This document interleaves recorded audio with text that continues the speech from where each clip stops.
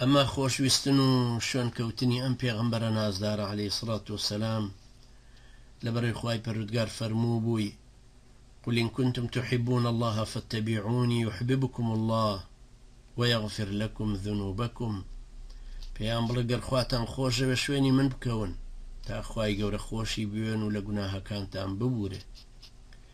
پێغەمبەریش عەلەیهی سڵات وسەلام وەکو لە حەدیثی بوخاری و مسلمە هاتووە فەرموو لا يؤمن أحدكم حتى أكون أحب إليه من والده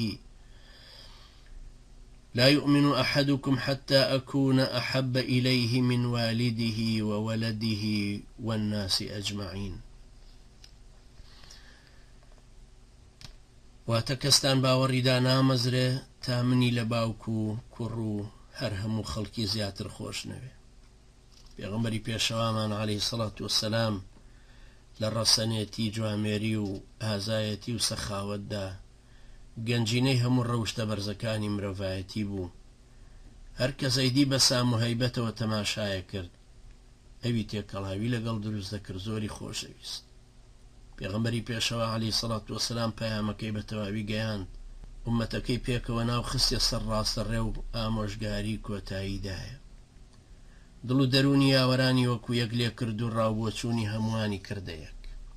ڕەوشتی هەمووانی وادا ڕەشت کە لە بری قەدانەوەی ڕەوشتی خۆیە چوون وەکو مەحوی شاعیری خواناز دەرهەقیانە فەرمێ بە شوعلەی نووری نبووەت ئەوەندە منعەکس بوو بوون غەریبی تازە هاتوو ئەیوت ئەم پێغەمبەرستانە.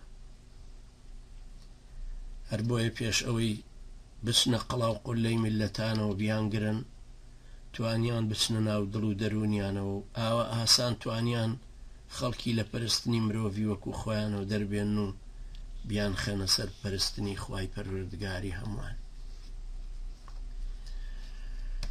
ئەو بەڕێزانش کە لە خزمەتی ئەو پێشەوا سەروەرەدا بوون عەلەیهی سڵات وسەلام ئەم دینیان بە پاکی و ڕاستی دوور لە هەموو ئەفسانە و بیدعەیەک بە ڕەوایی بە ڕەوانی بە ئاسانی بە سانایی گەیاندە هەموو لایەک کە ئیتر نەپێویستی بەوەما لێی کەم بکرێتەوە نە ئاتاجی ئەوەش بوو بۆی زیاد بکرێ چونکە خوای پەروەردگاری مەزن فەرموو بووی اليوم أكملت لكم دينكم وأتممت عليكم نعمتي ورضيت لكم الإسلام دينا.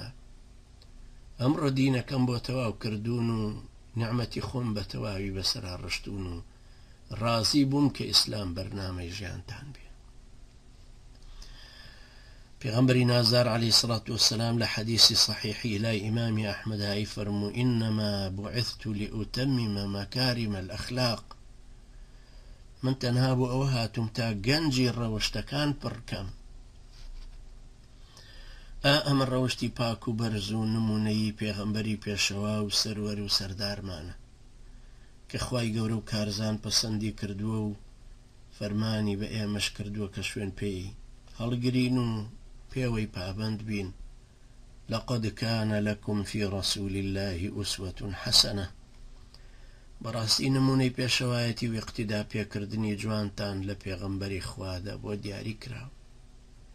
با ئەوە بزانین کە خۆشەویستی ڕاستەقینەی خوای پەروەردگار و پێغەمبەر عەزیزەکەی لەوەدایە کە شوێن قورئانی پیرۆز و سونەتی سەلماوی پێغەمبەری نازدار بکەوین عەلەیهی سڵات وسەلام.